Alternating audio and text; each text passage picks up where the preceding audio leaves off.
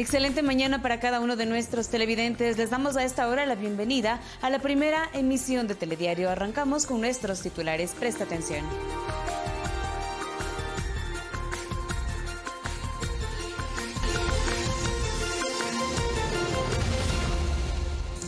El presidente Moreno aseguró que existen avances en las conversaciones con el gobierno chino para permitir que el camarón ecuatoriano ingrese sin inconvenientes al país asiático.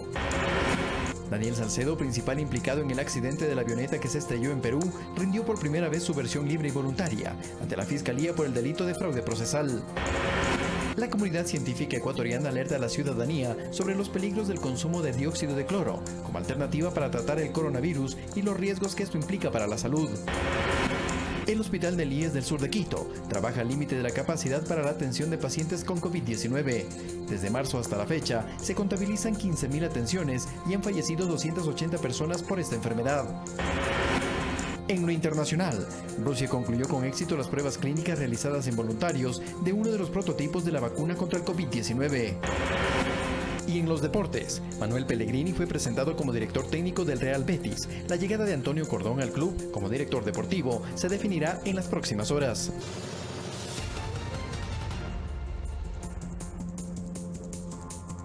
Arrancamos con el desarrollo de las noticias. El presidente Lenín Moreno recorrió las instalaciones de la industria pesquera Santa Priscila en la provincia del Guayas. El primer mandatario se refirió a los avances en las conversaciones con el gobierno chino por la notificación que recibió el país luego de que se encontraran rastros de COVID-19 en contenedores que exportaban camarón ecuatoriano.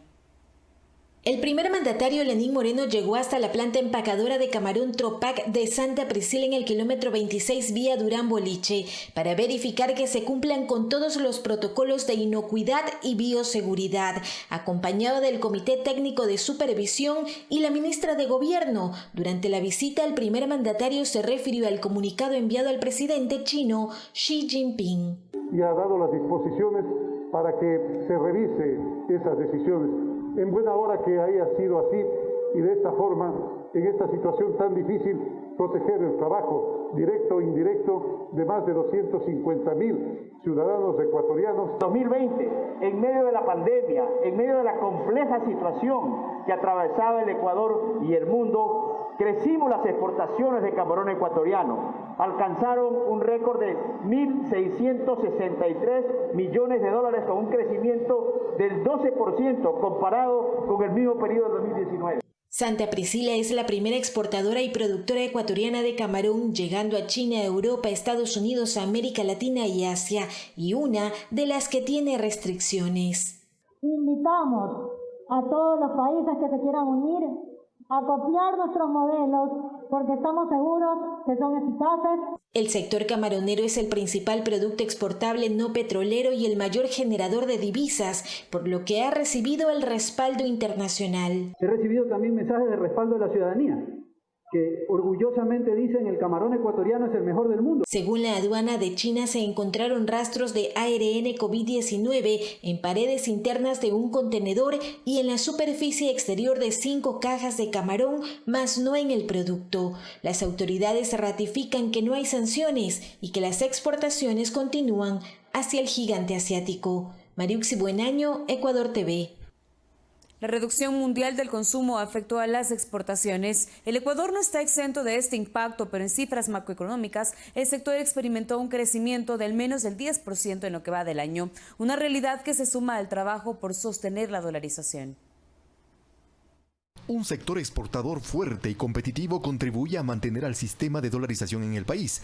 Con ese criterio, el presidente de la Federación Ecuatoriana de Exportadores considera que el trabajo que realiza el sector es determinante a pesar de las condiciones adversas que se enfrenta por la emergencia sanitaria producto del COVID-19. Entonces hay que tener mucho cuidado en que no se pierda ni un solo dólar en exportación. Y el viceministro de Comercio Exterior lo confirma y advierte de un crecimiento de las exportaciones no petroleras en medio de estrictas medidas de bioseguridad internas y externas para garantizar la inocuidad de los productos. Hay un crecimiento de 10% de las exportaciones no petroleras, mientras que del lado de las importaciones no petroleras hay una caída de casi 22%. Tenemos una balanza comercial favorable. Este rubro alcanzó los 4.835 millones de dólares Y son los productos tradicionales los que experimentan esta alza, con el banano a la cabeza, que representa más del 45% de estas exportaciones al registrar un crecimiento del 17%.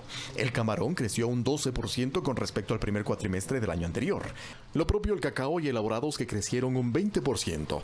En tanto, el café y elaborados, aunque mantienen interesantes cifras de exportaciones, bajaron en 11%. Y se ha dado gracias al esfuerzo sobre todo de los exportadores, de los productores que han seguido colocando producto, han seguido colocando alimentos, sobre todo en los mercados internacionales. Si logramos sostener en su conjunto, ¿no? Es decir, en promedio, las mismas exportaciones que hicimos en el 2019 y con un ligero crecimiento, yo creo que estaría muy bien. Pero hay que ponerle ojo a las exportaciones no petroleras, no tradicionales, que a pesar de haber superado los 1.800 millones de dólares y que ello signifique un incremento de un 6%, productos como los enlatados de pescado, flores y aceites vegetales, entre otros, experimentaron caídas. Alrededor de un 5.1%, ¿no? Entonces, todavía ya tener 2 meses de caída es complicado, ¿no? Eso puede llevar prácticamente a quebrar empresas. Desde la perspectiva de la Federación Nacional de Exportadores, es necesario fortalecer al sector con 3 condiciones: cuidar la liquidez sin cargar de impuestos adicionales, que se apruebe el reglamento para la devolución del IVA derivada de la Ley de Simplificación y Progresividad Tributaria, y un plan nacional de exportaciones a largo plazo. Eduardo Córdoba, Ecuador TV. 6 de la mañana con 6 minutos, y la empresa pública Petroecuador estableció una nueva franja de precios de los combustibles. El único que sufrió un incremento es el diésel, pasó de $1 a casi $1.04. Este valor se revisará el próximo 10 de agosto y el aumento no podrá ser superior al 5%. Desde el sábado 11 de julio empezó a regir un nuevo sistema de bandas para la fijación de precios de los combustibles en el Ecuador. Esta medida incluye a los segmentos automotriz, camaronero, atunero y pesquero. Hasta el 10 de agosto los costos sugeridos de venta al público serán: el galón de gasolina super $2.24, extra y ecopaís $1.75, el galón de diésel 2 y premium $1.039, es decir, casi $1.04. Pero el gremio del transporte considera que este monto sí les afecta. Cada vehículo tiene un promedio de consumo diario de 30 galones bus. Por el porcentaje y por los días que se tiene de trabajo y el número de flotas de 3.000 unidades que se tiene en promedio de Quito, esta ecuación matemática la que nos da un promedio de afectación mes de $108.000. Para la Cámara de Comercio de Quito habrá un impacto final en la cadena de valor. Específicamente el diésel, para todo lo que es la industria, por ejemplo, va a tener algún impacto en referencia a lo que son costos, transporte, lo que es maquinaria, manejo de materia prima. El precio no es significativo, pero si es que hacemos un análisis de la cadena de valor, pues de este sí puede ser un impacto que podría ser importante. La Agencia de Regulación y Control Hidrocarburífero se encuentra realizando operativos de control para verificar tanto los precios y calidad de los productos. En caso de encontrarse irregularidades, hay sanciones. A partir del 10 de agosto se realizará una nueva revisión de los precios de los combustibles, pero la nueva alza no podrá ser superior al 5%. Marielena Vaca, Ecuador TV. El sector textil del país no dejó de vender alrededor de $200 millones en los últimos 4 meses. El gremio lanzó una campaña para que los ecuatorianos consuman ropa nacional. El sector textil del país es uno de los más afectados por la falta de ventas durante los últimos 4 meses. En 2019, las ventas mensuales en promedio fueron de $32 y $35 millones. En 2020, en marzo, se vendieron $18 millones, en abril $9 millones y en mayo $165.000. Las pérdidas económicas son cuantiosas. Supera más allá de $200 millones en lo que va del año. Eso incluye la caída en exportaciones. Con junio incluido, nuestra estimación es que posiblemente la caída ronde los casi $300 millones. Por ello, el sector textil formal del país lanzó la campaña Consume Local AIT Tejiendo el Progreso, para que también cuando se hagan compras públicas se prefiera productos nacionales. Esperamos que estas dos cosas, tanto la compra pública como el mercado interno, nos empiecen a dinamizar un poquito más las ventas de la industria nacional. María José Pinto indica que la calidad y los procesos de los textiles nacionales están garantizados y que existen varias opciones de prendas para elegir. Y estamos intentando dar esa nueva imagen, ese nuevo apoyo, pero pero claro, necesitamos, el sector no puede hacer solo, tiene que también el consumidor tener esa conciencia de consumir un poco lo que es local. El sector textil genera alrededor de 170.000 empleos, la mayoría de mujeres cabezas de hogar. Por ello, cuando busque una prenda de vestir, prefiera la fabricada en Ecuador. Verónica Rivadeneira, Ecuador TV.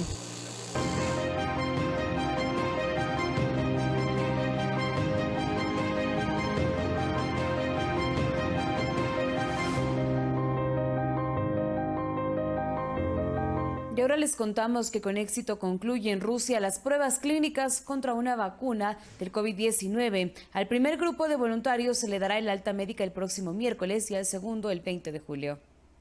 Rusia concluyó con éxito las pruebas clínicas realizadas en voluntarios de uno de los prototipos de vacunas contra la COVID-19 elaborados en ese país. De acuerdo al director del Instituto de Parasitología Médica y Enfermedades Tropicales de la primera Universidad Estatal Médica de Moscú, las pruebas tendrían como objeto evaluar los efectos de la vacuna contra el coronavirus. En la investigación participaron 38 voluntarios en total. Algunos de ellos presentaban reacciones durante las primeras horas después de la inyección, como un ligero aumento de la temperatura y dolores de cabeza, entre otras, que desaparecieron por sí solas durante el día. El primer grupo de voluntarios que probó el invento será dado de alta el 15 de julio, mientras que el segundo grupo saldrá el 20 y los especialistas seguirán vigilando su respuesta inmune. El Ministerio de Salud ruso informó que al menos 17 de los 47 prototipos de vacunas contra el coronavirus desarrollados en esa nación ya reportan serios avances. 3 de ellos ya realizan pruebas clínicas con voluntarios. Fernanda de la Bastida, Ecuador TV. Mientras que Australia inició este lunes los primeros ensayos en humanos de una posible vacuna contra el COVID-19 desarrollada por científicos de la Universidad de Queen Island. El ensayo de fase 1 involucrará a unos 120 voluntarios de entre 18 y 55 años. Según el colíder del proyecto, Paul Young, se espera tener resultados preliminares después de 3 meses y si todo va bien se espera avanzar lo más rápido posible a la siguiente etapa en el desarrollo de la vacuna.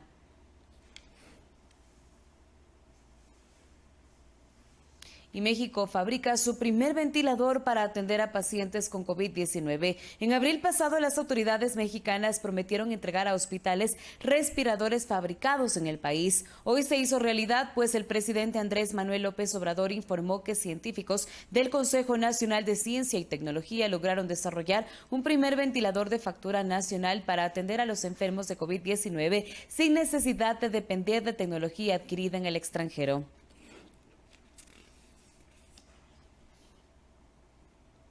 Y una científica de Hong Kong acusa al gobierno chino de ocultar información fundamental sobre la pandemia del coronavirus. Desde Estados Unidos, la viróloga asegura que el país asiático conocía desde diciembre la enorme capacidad de contagio del COVID-19. Bien. Desde Estados Unidos, la viróloga hongkonesa Li Mengyang denuncia graves fallas del gobierno chino con respecto a la actual pandemia del coronavirus. En una entrevista concedida al canal Fox News, Li Meng cuenta que el gobierno de Xi Jinping conocía la peligrosidad del nuevo virus mucho antes que se lo informara a la Organización Mundial de la Salud. Una vez que sabemos que hay un virus SARS en China, en Wuhan, mi supervisor y consultor de la OMS, el Dr. Liu Hong, me pidió que hiciera una investigación secreta de lo que realmente sucedió en China. La viróloga lo hizo, pero se encontró con que el gobierno chino prohibía que científicos del exterior, incluyendo a los de Hong Kong, indagaran sobre el nuevo virus. Usó entonces a sus colegas como fuente de información y uno de ellos le confirmó que había casos en familias, así que debía tratarse de transmisión entre humanos, una premisa que fue rechazada por el gobierno chino y la OMS. El virus no se transmite fácilmente entre personas, aseguró el organismo de salud en un comunicado. A partir de ello, sus fuentes dejaron de comunicarse con ella e incluso empezó a recibir amenazas para que detuviera su investigación. Así que el 28 de abril de 2020, la científica huyó del país. Si decía esto en Hong Kong, el momento que empezara a decirlo, habría desaparecido y muerto. Sus denuncias provocaron que la Universidad de Hong Kong, donde trabajaba, eliminara su página de internet y publicara un comunicado en el que informó que la mujer ya no es miembro del equipo. Pese a todo esto, Li Mengyang aseguró que seguirá informando sobre los resultados de su investigación, que probarían que China no dijo toda la verdad sobre el COVID-19. Coralía Pérez, Ecuador TV. 6 de la mañana con 14 minutos y las declaraciones de la viróloga china son analizadas en Ecuador desde dos campos. Un analista de temas internacionales y un académico investigador concuerdan que se pudo hacer más si la política de información sobre el virus en China fluía más rápido y sin ocultamientos. ¿Qué hizo o qué dejó de hacer China respecto a la información del coronavirus? En lo práctico, Santiago Orbe, analista en temas internacionales, piensa que de ser ciertas las declaraciones de la viróloga china Li Mengyang, el gigante asiático daría pie a un debilitamiento de su imagen ante esta pugna geopolítica por el liderazgo mundial. Por todo desconocida la posición política del presidente Donald Trump al respecto de salir de la Organización Mundial de la Salud por este tema precisamente, por el tema del ocultamiento con respecto al tema de la COVID-19 por parte del gobierno chino. Para el académico e investigador Andrés López, si China ocultó información, el mundo se perdió la oportunidad de tomar mayores y mejores acciones de prevención. China pudo haber empezado su accionar mucho antes. Acción y prevención ante lo que sucede ahora mismo en Ecuador. Andrés López revela evidencia de que el virus que circula en el país tiene componentes en su estructura que lo hacen más agresivo en cuanto a la rapidez en el contagio. Incrementa la infectividad y de esto tenemos que tener mucho más cuidado. Mutación europea del virus que puede también sufrir cambios en su composición acá en el país. Mientras se siga propagando esta cepa en las personas que tienen esta mutación, pues va a seguir desencadenando su patrón. China y sus acciones, China con sus repercusiones, la geopolítica y su impacto en la salud del mundo. Javier Ceballos, Ecuador TV.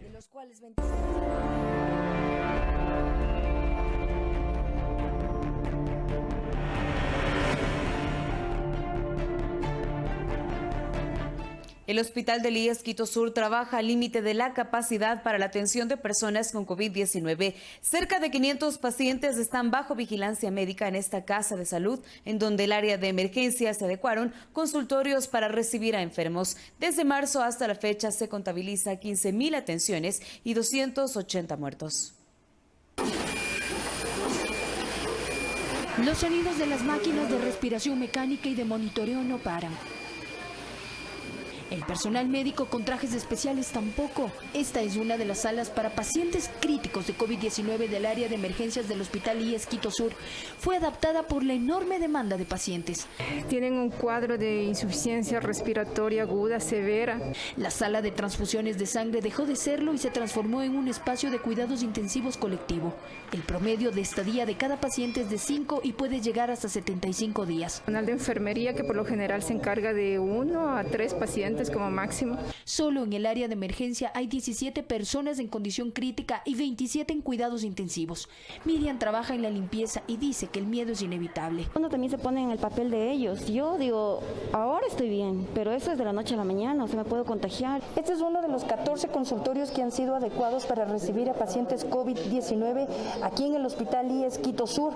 Los días que más atenciones se registran son los lunes, martes y miércoles. Allí encontramos a Verónica, que llegó el pasado viernes y espera por una cama. Yo soy diabética hipertensa. Ya estoy bien ya para lo que vine. El equipo médico ha innovado una técnica de respiración no invasiva, pero todo depende de la evolución de los pulmones de los enfermos. De 10 pacientes, 4 se han visto beneficiados de esta técnica. Los puestos de observación pasaron de 22 a 130. También se utilizan las salas de espera. Si sea una silla naranja con un tanque de oxígeno portátil, le hemos dado y se le ha ofertado. En los exteriores hay 10 carpas de triaje para personas con síntomas respiratorios. La angustia se evidencia en los ojos de cada uno. Paola está embarazada y no sabe si contagió a su familia. Dolor de cabeza, escalofríos, dolor de garganta. El Hospital IES Quito Sur opera al tope de su capacidad. Al momento tenemos más de 450 personas dentro del hospital y estamos esperando que de la carpa avancen 35 más. Desde marzo hasta la fecha contabiliza 15.000 atenciones médicas, 3.500 hospitalizados, 3.100 altas y 280 muertos. Que adentro en la emergencia hay personas que se están debatiendo entre la vida y la muerte. Valeria Villarroel, Ecuador TV. En Quito, fiestas clandestinas y la presencia de libadores en la vía pública indican la falta de corresponsabilidad ciudadana frente al incremento de casos de COVID-19 en la provincia de Pichincha. La capital es una de las ciudades con más aglomeraciones y presencia de libadores en la vía pública. El ECU 911 registró del 16 de marzo al 10 de julio 39.832 aglomeraciones en todo el país. Quito encabeza las cifras. Con el 20%, con 7.799. En los últimos 4 meses se han registrado 9.777 fiestas. Solo en Guayaquil, 1.390. Esmeraldas, 1.255. En Quito, 831. Libadores, 83.741. De ellos en Guayaquil, 20.387 y 15.070 en Quito. En la capital se suspendieron la noche del sábado 35 fiestas y aglomeraciones. En zonas como la ecuatoriana y Quitumbe, al sur de Quito, se hallaron fiestas clandestinas, personas consumiendo cerveza en la calle o dentro de sus autos. Estas son muestras de la indisciplina de ciudadanos que no comprenden que este tipo de acciones los llevará a contagiarse de COVID-19. La gente tiene que entender que no puede libar ni en los espacios públicos, fiestas clandestinas, locales de diversión nocturnas abiertas. Además, hay multas y sanciones por incumplir con el toque de queda, que en el caso de la capital es a las 21 horas. Primera vez, medio salario básico unificado, la segunda vez $400. Más allá de las sanciones, es fundamental comprender que la situación sanitaria en la capital es grave. Hace pocos días, médicos y enfermeras llegaron de Guayaquil para prestar su apoyo en el Centro de Atención Temporal en Quito. Piden a los quiteños no cometer los mismos errores y tomar conciencia. No es una broma, no es un chiste, esto de aquí es algo realmente serio, es algo que nos puede llevar a la muerte si no se trata a tiempo. Verónica Rivadeneira, Ecuador TV. Y la comunidad científica ecuatoriana alerta sobre los peligros del consumo del dióxido de cloro para la salud. A continuación le contamos los detalles. Dióxido de cloro en una dosificación razonable para... Esta es la forma como el alcalde de Santo Domingo reparte dióxido de cloro en la población.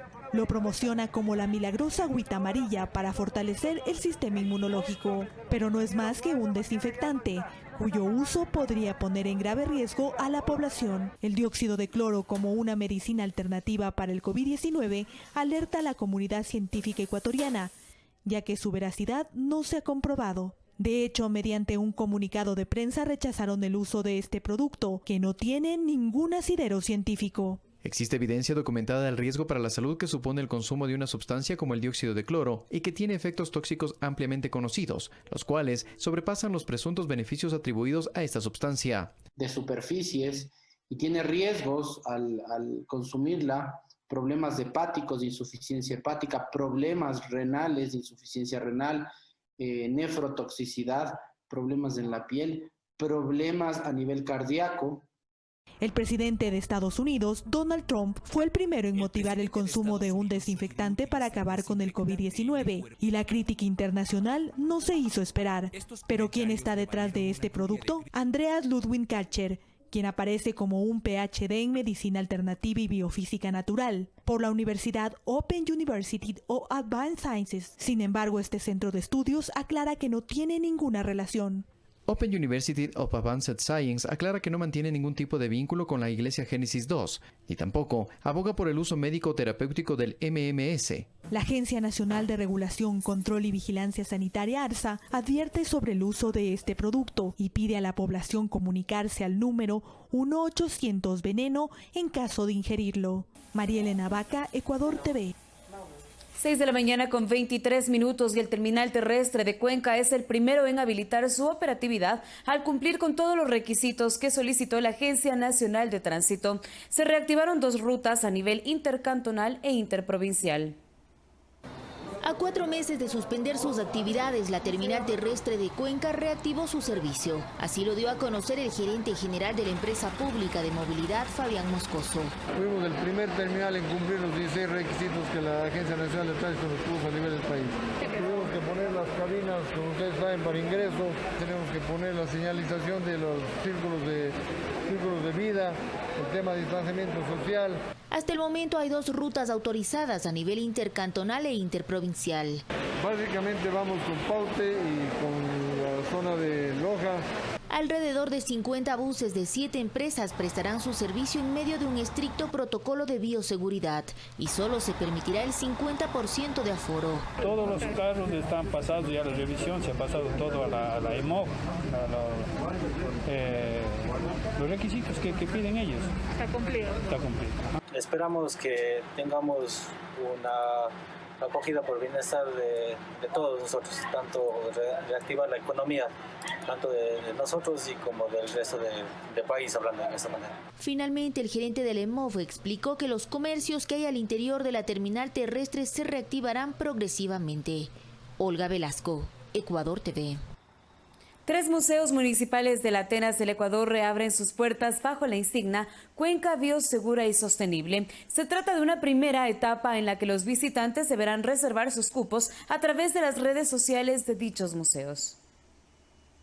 El Museo Municipal de Arte Moderno, la Casa Museo Remigio Crespo Toral y la Galería de la Alcaldía abren nuevamente sus puertas al público bajo estrictos protocolos de bioseguridad como parte de la primera etapa de reapertura de la red de museos municipales, pero se lo hace bajo una consideración particular de sus visitantes. Está en nuestras manos el poder cuidarnos, hacernos cargo de nuestra salud y de nuestros seres queridos y por ende hacernos cargo también de la sociedad en su conjunto. Una reactivación cultural, turística y económica con un aval bioseguro y sostenible en cada establecimiento. Vamos aproximadamente por 300 establecimientos. Esta semana comenzaremos ya con la cadena de valor, como les decía, museos, espacios culturales, galerías, tiendas artesanales.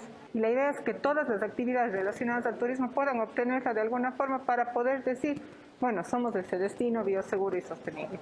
Estos espacios abrirán sus puertas los días lunes, miércoles y viernes de 10 de la mañana a 13 horas bajo cita previa a través de las redes sociales de los museos municipales. En el que implica la capacidad, la circulación, maneras de ingreso y también toda la bioseguridad que el COE nacional, cantonal y nuestra responsabilidad social lo exige. Y dependiendo de los resultados, experiencia acumulada y evaluación del proyecto piloto, el aforo se incrementará en el tiempo. Eduardo Córdoba, Ecuador TV.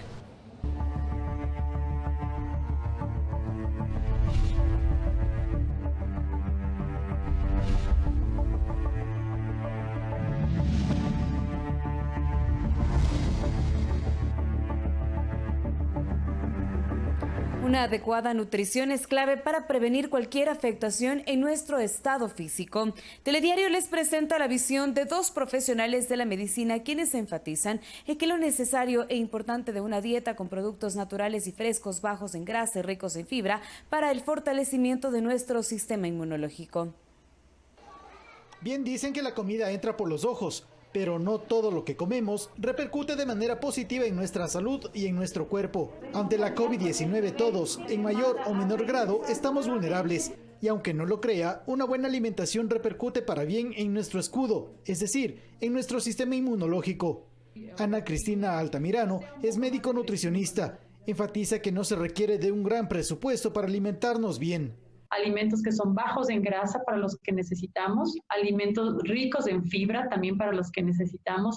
Entonces, si es que nosotros nos estamos asesorando nutricionalmente, vamos a saber cómo comprar nuestros productos y para nuestras familias. Alimentos naturales y frescos, bajos en grasa y ricos en fibra deben estar de manera permanente en nuestra dieta Cota. Al menos necesitamos 21 días de cambiar nuestro estilo de vida para que nuestro cuerpo cree un hábito. Para el médico familiar Edgar León, el menú diario puede elaborarse de una manera económica, simple y nada complicada. Consumo una ensalada con 3 colores diferentes, eso ya es una ensalada sana.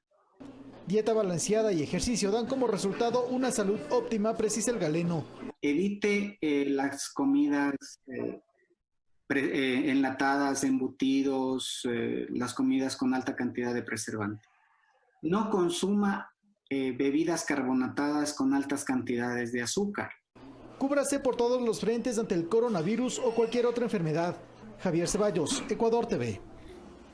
Varios sectores productivos de Galápagos pidieron que se declare a la provincia zona de desastre económico debido a la afectación por la paralización del sector turístico del cual depende el 80% de la población. El presidente del Consejo de Gobierno del Régimen Especial de Galápagos, Norman Ray, presentó un plan de reactivación. Desde la semana pasada, ciudadanos de las islas pobladas de Galápagos realizan marchas ciudadanas y encuentros con autoridades para plantear soluciones a la situación económica que viven. Dependemos de nuestros trabajos directamente del turismo. Las actividades comerciales se encuentran paralizadas, de tal forma que muchas familias están viviendo del trueque. Norman Ray, presidente del Consejo de Gobierno del Régimen Especial de Galápagos, anunció este lunes un plan de reactivación con inversión de $8 millones que incluye bono de solidaridad y kits alimenticios para 2.800 hogares por periodo de 6 meses, apoyo financiero emergente, plan de seguridad alimentaria, creación de sistema de moneda comunitaria para impulsar sistemas alternativos de mercados digitales, fortalecer la red de salud pública. La campaña Galápagos te espera para reactivar el turismo. Todo lo que esté vinculado a la producción de alimentos y eso mueva también un mercado y obviamente el trabajo que estamos haciendo para potenciar este soporte económico. Además, la aerolínea LATAM se comprometió a operar 2 frecuencias semanales y el Ministerio del Ambiente permitirá desde este lunes 13 de julio visitas al Parque Nacional y Reserva Marina de Galápagos bajo estrictas medidas de bioseguridad. Sin embargo, Roque Sevilla, experto en la materia, cree que hasta que no haya una vacuna no habrá recuperación. Lo que yo diría lo más pronto que se puede hacer es con el turismo nacional probablemente que ya puedan viajar, pero para eso en cambio tiene que bajar la carga viral que tiene Quito, por ejemplo, y estar súper vigilantes que la de Guayaquil no se incremente. En medio de este panorama, la sociedad civil analiza solicitar que se declare zona de desastre económico a la provincia. Al no pagar los impuestos por dos años consecutivos y que nos den créditos blandos, sería la mejor forma para que nos podamos reactivar. Sofía Montoya, Ecuador TV. Y un estudio liderado por el Consejo de Derechos del Distrito Metropolitano de Quito reveló que 25.000 niños, niñas y adolescentes trabajan en las calles. El diagnóstico identificó que aún existen infantes que laboran en minas, canteras, fincas y que muchos están expuestos a abusos sexuales.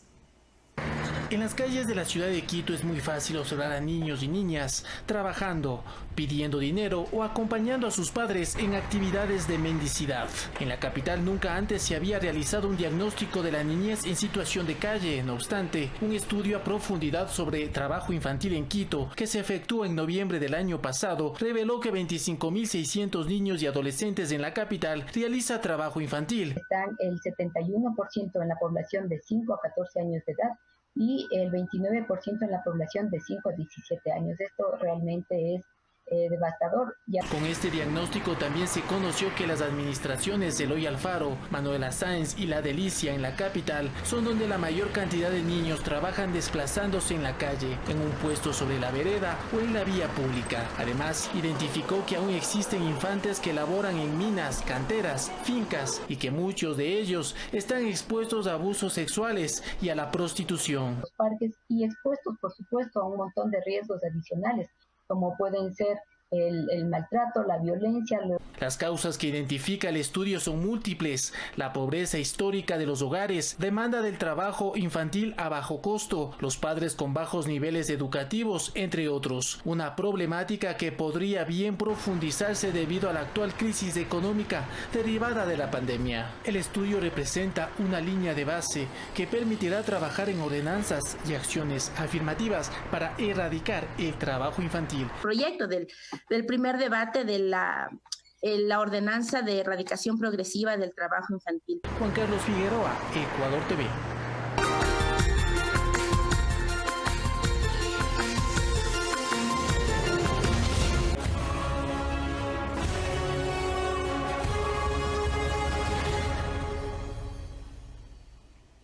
6 de la mañana con 37 minutos y en más noticias, la Fiscalía tomó la versión de Daniel Salcedo en el Hospital Abel Gilbert Pontón en Guayaquil, en donde lleva más de un mes internado. A la diligencia acudió también la defensa de la familia Adum y de Franklin Lara, responsable de la avioneta que se accidentó en Tumbes, Perú.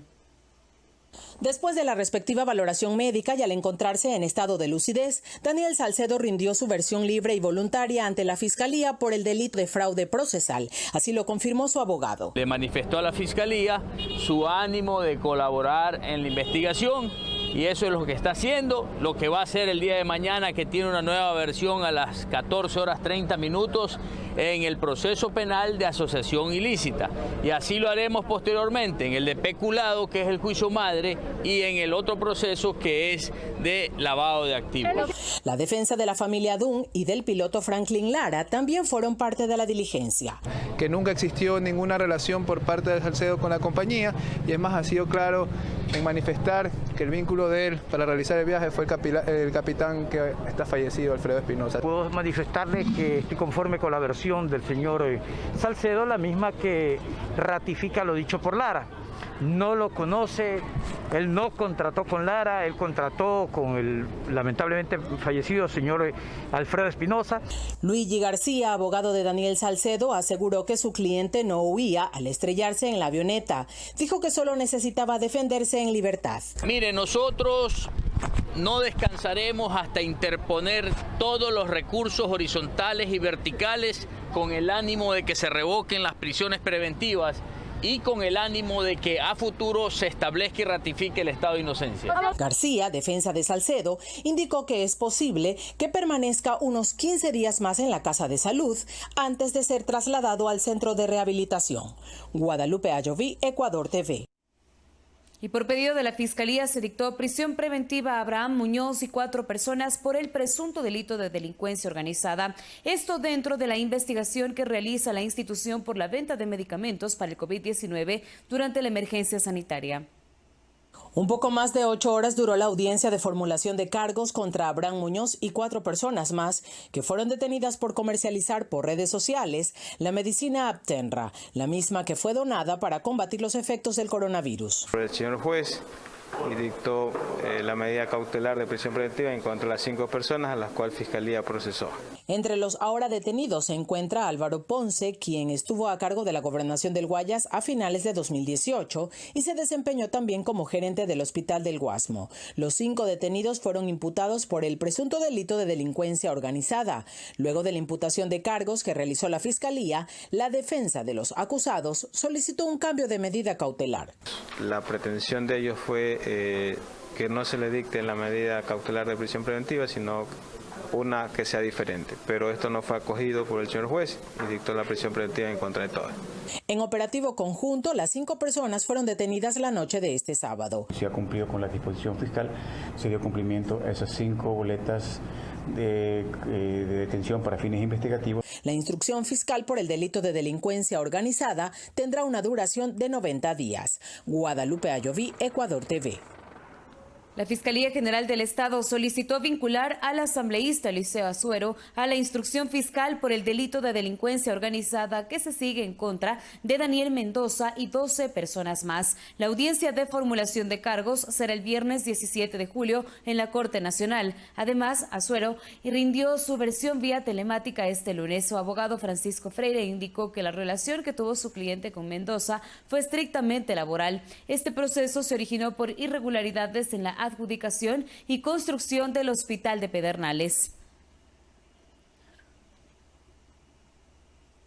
En otro tema, la empresa coordinadora de empresas públicas, en virtud del principio de coordinación y colaboración entre la administración pública, así como respetuosos de la institucionalidad e independencia de las funciones del Estado, está presta a colaborar en las acciones que requiera la Fiscalía General del Estado en los procesos de investigación que ejecuta. La nueva administración de EMCOEP enfocará su gestión bajo los principios de optimización, eficiencia y sobre todo transparencia en el manejo de las empresas públicas. Ante las acciones realizadas por la Fiscalía General del Estado, EMCOEP informó que brindó todas las facilidades y reiteró su colaboración en el proceso para que las investigaciones continúen de manera transparente. Y si usted todavía no adquirió el tag del peaje Guayasamín, no se preocupe, el plazo se amplió a 30 días más. Preste atención a la siguiente información. Dada la alta demanda de usuarios que desean adquirir el tag del peaje Guayasamín a través de la aplicación, se amplía por un mes el plazo para realizar este proceso. Originalmente era hasta el 15 de julio y ahora será hasta el 15 de agosto. Al ampliarse la fecha de adquisición del tag, los vehículos podrán pasar por el peaje sin ser multados hasta el 15 de agosto. Pasada esa fecha, los organismos responsables emitirán las multas respectivas. Esta iniciativa se da con el objetivo de reducir el contacto físico entre usuarios y operadores y el riesgo de contagio del COVID-19. El costo del tag es de $7 incluido IVA, más $15 si desean recargar 50 pasadas y $30 por 100 pasadas. Se hace un registro fotográfico de la placa y para realizar el cobro se descuentan las pasadas realizadas de las que eligió al adquirir el tag. Los usuarios pueden adquirir el tag a través de la aplicación Peaje Guayasamín. Desde la aplicación se puede pagar con tarjeta de crédito y débito. Y para pago en efectivo, visita el punto de atención del telepeaje en el centro comercial Escala Shopping. Carla Arcentales, Ecuador TV. 6:43 a.m. y el Instituto de Meteorología e Hidrología INAMI informó que se presentan lluvias de variable intensidad en las regiones centro y sur del país con caída de nieve, las mismas que persistirán en las próximas horas. La nieve se observa en sectores como Pilahuinín, Yatzaputzán, Villa Píllaro, entre los páramos entre Ambato y Riobamba, en el sector del Arenal en la vía Ambato-Guaranda. Una cuenta de Twitter denominada Radares alertó que la nevada se observa en Urbina, localidad en los límites entre las provincias de Tungurahua y Chimborazo. El temporal afectó algunas vías del cantón con derrumbes y taponamiento de las alcantarillas.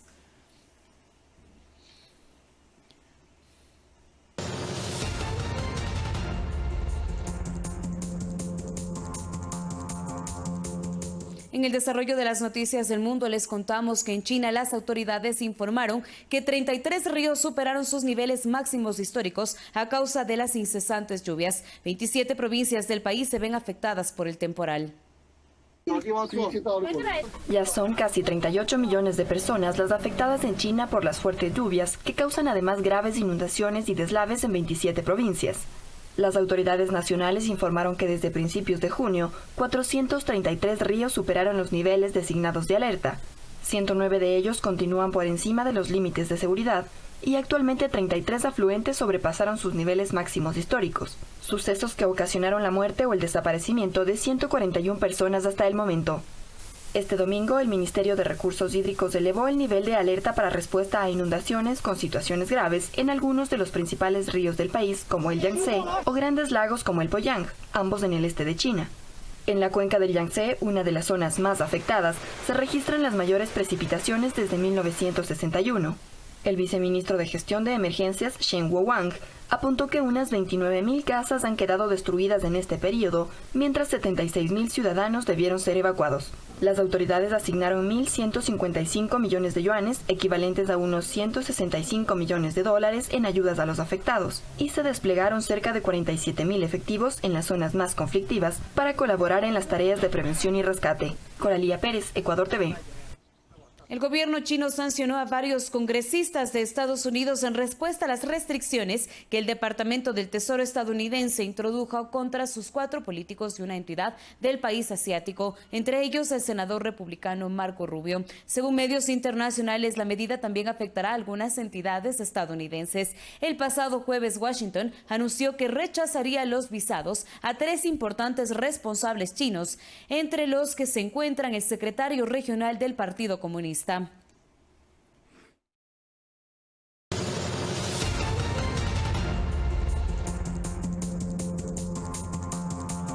En Colombia, casi 3.5 millones de personas vuelven a cuarentena estricta. Además, después de 17 años, la Corte Suprema de Estados Unidos autoriza las ejecuciones de presos. Más en nuestro segmento El Mundo Ahora. Alrededor de 3,5 millones de personas regresaron al encierro estricto en Colombia, ante el alarmante crecimiento de contagios del nuevo coronavirus, que según las autoridades podría alcanzar su máximo de propagación en las próximas semanas. El lugar más crítico en las últimas 24 horas volvió a ser Bogotá, ciudad que confirmó 2.116 casos.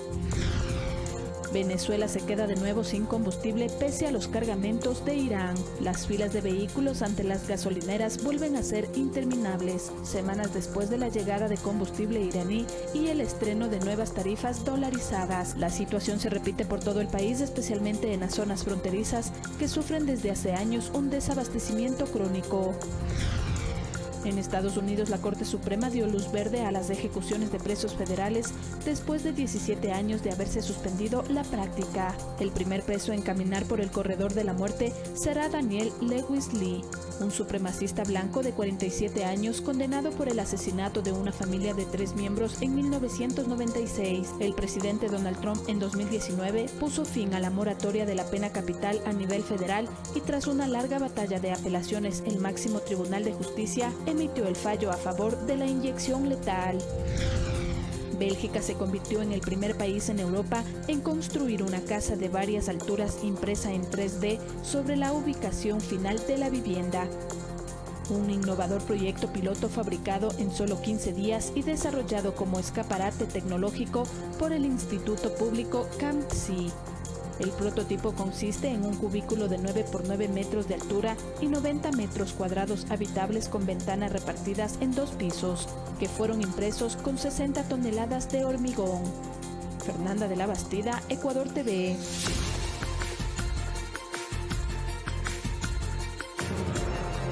6 de la mañana con 48 minutos. Vamos a hacer ahora mismo una pausa aquí en Telediario, pero quédese con nosotros que ya se viene Fanático con las noticias del deporte ecuatoriano y del mundo.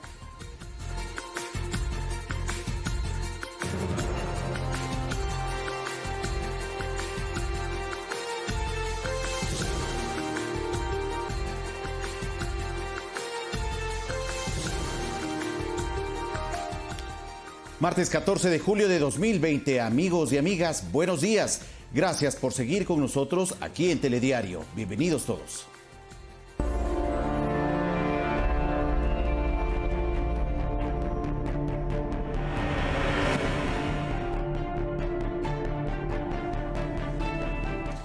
El Hospital del IES Quito Sur trabaja al límite de la capacidad para la atención de personas con COVID-19.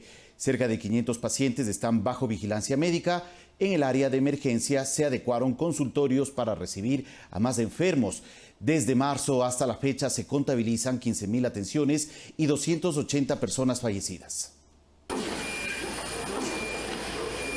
Los sonidos de las máquinas de respiración mecánica y de monitoreo no paran. El personal médico con trajes especiales tampoco. Esta es una de las salas para pacientes críticos de COVID-19 del área de emergencias del Hospital IES Quito Sur. Fue adaptada por la enorme demanda de pacientes. Tienen un cuadro de insuficiencia respiratoria aguda severa. La sala de transfusiones de sangre dejó de serlo y se transformó en un espacio de cuidados intensivos colectivo. El promedio de estadía de cada paciente es de 5 y puede llegar hasta 75 días. Personal de enfermería que por lo general se encarga de 1 a 3 pacientes como máximo. Solo en el área de emergencia hay 17 personas en condición crítica y 27 en cuidados intensivos. Miriam trabaja en la limpieza y dice que el miedo es inevitable. Uno también se pone en el papel de ellos. Yo digo, ahora estoy bien, pero esto es de la noche a la mañana, o sea, me puedo contagiar. Este es uno de los 14 consultorios que han sido adecuados para recibir a pacientes COVID-19 aquí en el Hospital IES Quito Sur. Los días que más atenciones se registran son los lunes, martes y miércoles. Allí encontramos a Verónica, que llegó el pasado viernes y espera por una cama. Yo soy diabética hipertensa. Ya estoy bien ya para lo que viene. El equipo médico ha innovado una técnica de respiración no invasiva, pero todo depende de la evolución de los pulmones de los enfermos. De 10 pacientes, 4 se han visto beneficiados de esta técnica. Los puestos de observación pasaron de 22 a 130. También se utilizan las salas de espera. Si sea una silla naranja con un tanque de oxígeno portátil, le hemos dado y se le ha ofertado. En los exteriores hay 10 carpas de triaje para personas con síntomas respiratorios. La angustia se evidencia en los ojos de cada uno. Paola está embarazada y no sabe si contagió a su familia. Dolor de cabeza, escalofríos, dolor de garganta. El Hospital IES Quito Sur opera al tope de su capacidad. Al momento tenemos más de 450 personas dentro del hospital y estamos esperando que de la carpa avancen 35 más. Desde marzo hasta la fecha contabiliza 15.000 atenciones médicas, 3.500 hospitalizados, 3.100 altas y 280 muertos. Que adentro en la emergencia hay personas que se están debatiendo entre la vida y la muerte. Valeria Villarroel, Ecuador TV. Fiestas clandestinas y la presencia de libadores en la vía pública reflejan la falta de corresponsabilidad ciudadana frente al incremento de casos de COVID-19 en la provincia de Pichincha. Quito es una de las ciudades que más aglomeraciones registra. El ECU 911 registró del 16 de marzo al 10 de julio 39.832 aglomeraciones en todo el país. Quito encabeza las cifras. Con el 20%, con 7.799. En los últimos 4 meses se han registrado 9.777 fiestas. Solo en Guayaquil, 1.390, Esmeraldas, 1.255, en Quito, 831, Libadores, 83.741, de ellos en Guayaquil, 20.387 y 15.070 en Quito. En la capital se suspendieron la noche del sábado 35 fiestas y aglomeraciones. En zonas como la ecuatoriana Iquitumbe, al sur de Quito, se hallaron fiestas clandestinas, personas consumiendo cerveza en la calle o dentro de sus autos. Estas son muestras de la indisciplina de ciudadanos que no comprenden que este tipo de acciones los llevará a contagiarse de COVID-19. La gente tiene que entender que no puede librar ni en los espacios públicos fiestas clandestinas, locales de diversión nocturnas abiertas. Además, hay multas y sanciones por incumplir con el toque de queda, que en el caso de la capital es a las 21 horas. Primera vez, medio salario básico unificado, la segunda vez $400. Más allá de las sanciones, es fundamental comprender que la situación sanitaria en la capital es grave. Hace pocos días, médicos y enfermeras llegaron de Guayaquil para prestar su apoyo en el Centro de Atención Temporal en Quito. Piden a los quiteños no cometer los mismos errores y tomar conciencia. No es una broma, no es un chiste, esto de aquí es algo realmente serio, es algo que nos puede llevar a la muerte si no se trata a tiempo. Verónica Rivadeneira, Ecuador TV. 7 de la mañana con 8 minutos. El ministro de Salud Pública de Ecuador, Juan Carlos Ceballos, nos acompaña esta mañana para revisar la situación que se vive, sobre todo aquí en la ciudad de Quito, por la presencia del coronavirus. Buenos días, ministro. Gracias por acompañarnos. Muy buenos días, Fabricio. ¿Cómo está usted? Bien, gracias, ministro. Gracias por atender esta solicitud de entrevista. Bueno, para arrancar este espacio de conversación, quisiera saber qué medidas están tomando como Ministerio de Salud Pública para poder enfrentar esta falta de capacidad de atención que actualmente se registra en las unidades de cuidados intensivos en la ciudad de Quito frente al incremento de número de casos de COVID-19. Bueno, hemos continuado con un plan integral de aumento de la capacidad que tiene que ver con el aumento de las unidades de cuidados intensivos, la adaptación de ciertas áreas del hospital de emergencias y de hospitalización mismo hacia la conducción, la preparación para que sean y se constituyan como unidades de cuidados intensivos. Hemos contratado personal, estamos dotados de todos los trajes de protección, de medicamentos que se necesitan, estamos abastecidos. Hemos iniciado también, como usted ve en cada una de las unidades operativas de la capital, ciertos triajes que se ponen, carpas o triajes que se ponen fuera del hospital, un sistema adecuado de derivaciones que se tiene para derivar a los pacientes, para transferir a los pacientes desde las áreas periféricas hacia los hospitales cuando esto es necesario. Todas esas adaptaciones se han venido haciendo desde el principio de la pandemia. Ministro, ustedes manejan una lista de cuántas personas hay en espera de ser atendidos en las unidades de cuidados intensivos de los hospitales de la ciudad de Quito y cuántos para hospitalización, porque conocemos que el problema no solamente se está presentando en las unidades de cuidados intensivos, sino también en el hecho de poder ingresar al área de hospitalización a quienes están afectados por COVID-19. Mire, hay varias fases de esto. Yo quisiera aclarar el punto de qué significa estar en espera de una cama para unidad de cuidados intensivos. Las unidades de cuidados intensivos son unas áreas extremadamente sofisticadas que ya fueron construidas precedentemente y que es difícil replicar eso en un tiempo tan corto como los meses que han pasado de la pandemia. Sin embargo, lo que era correcto de hacer era adaptar ciertas áreas, por ejemplo, las de emergencias, por ejemplo, las áreas de hospitalización mismo. Hemos desalojado esas áreas para que esas áreas sirvan para atender a los pacientes. Todos los pacientes que están ingresados en estas áreas tienen la atención que deben tener. Es decir, tienen un cuidado de enfermería, tienen un cuidado de hospitalización por parte de médicos, tienen los medicamentos y tienen los ventiladores que son necesarios. Es decir, si bien es cierto que no son áreas específicas de unidades de cuidados intensivos como estructura mismo, se han adaptado a estas áreas y sirven perfectamente para el asunto. Esos son los pacientes que se llaman en espera. Ahora, Obviamente nosotros tenemos las carpas que están localizadas en el triaje antes del hospital y esto es lo que nosotros atendemos de primera mano porque tenemos que distinguir aquellos pacientes que tienen las enfermedades usuales y aquellos que tienen las enfermedades respiratorias agudas. Entonces, para que no haya contaminación son dos flujos diferentes. Todos los pacientes vienen atendidos. Ahora, hay pacientes que están esperando sentados, obviamente, en las salas de espera antes de entrar a emergencia, porque son pacientes, por ejemplo, que están esperando exámenes de laboratorio, que tienen que tener un examen de rayos X, que tienen que tener una tomografía y ser computarizada. Entonces, esos pacientes obviamente tienen que esperar, pero todos los pacientes están atendidos y seguimos expandiéndonos en esto. En términos de cifras, hoy tengo la cifra de 36 pacientes, hemos llegado a tener 90 pacientes en estas áreas pre-UCI. Hoy estamos en 36, lo cual es una muy buena noticia. ¿De cuántas nos dice, de qué cifra a 36? ¿Cuál es el valor?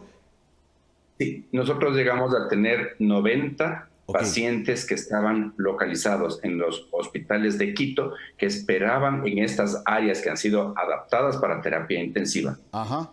90 pacientes. Hoy estamos en 36 pacientes. Es la última de las cifras que tengo para el día de ayer en la mañana. Todavía no me llegan las de hoy en la mañana, a las 8 de la mañana me llegarán, pero eso es bueno.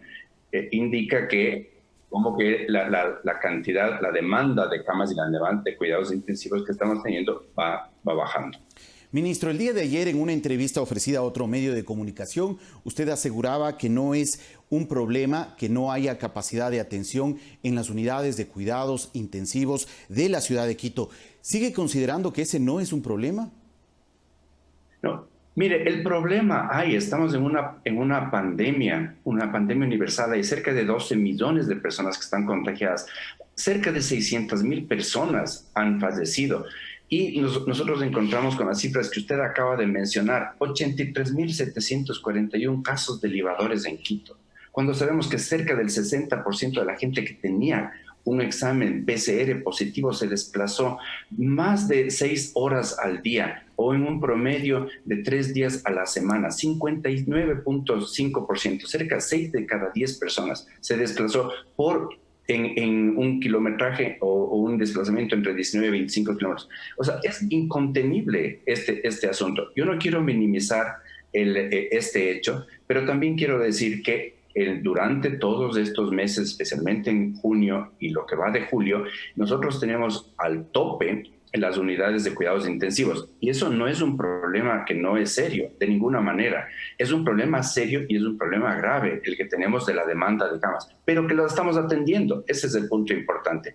Las personas que están en espera en esas salas grandes, en esas salas extensas, como zonas de emergencia, como zonas de hospitalizaciones, las que nosotros hemos adaptado para el efecto, están siendo atendidas con todos los elementos que se necesitan, como si fueran unidades de cuidados intensivos. Es obvio que algunos de esos pacientes, si se retarda el proceso de hospitalización, pasarán a unidad de cuidados intensivos también.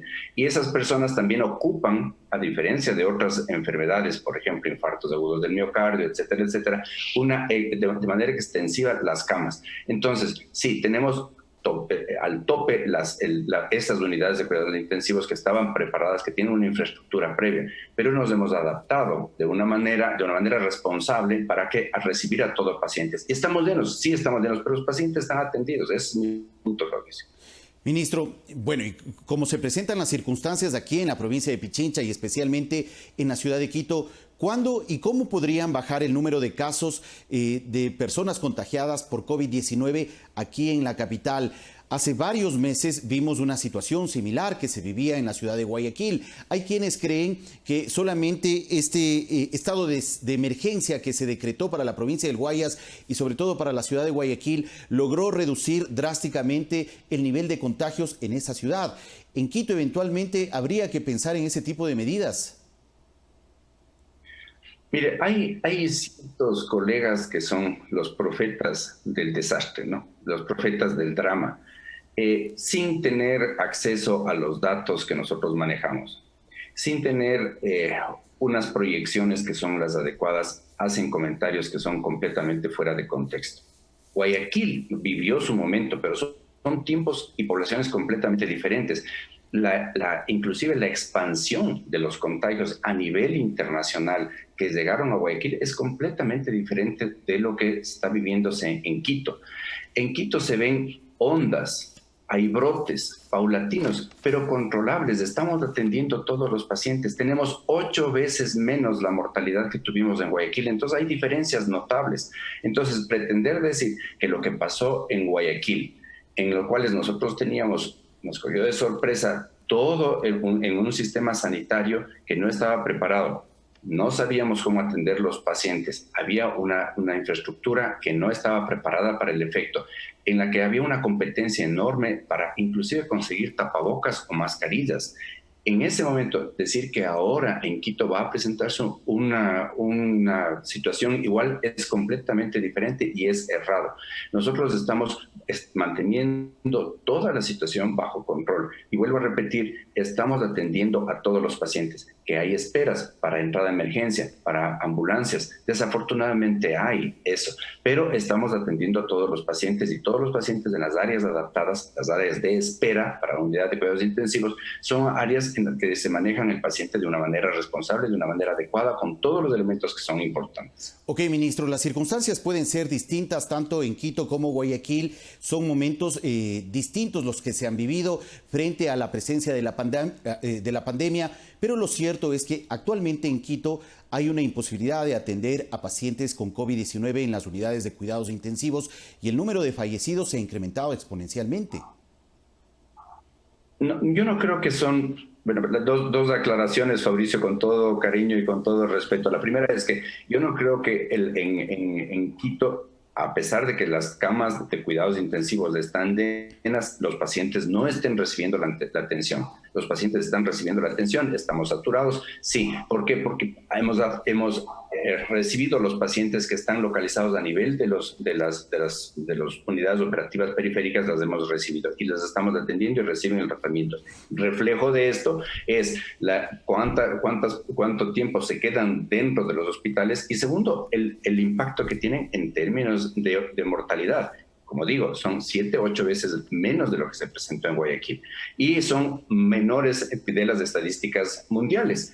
En China y en la mayoría de Europa, tomando en cuenta que son poblaciones completamente diferentes, más viejas quizás las de Europa, respecto a las de Quito, ellos tienen un 50% de mortalidad en pacientes que entran a cuidados intensivos. Nosotros tenemos 38%. Es decir, estamos haciendo las cosas bien.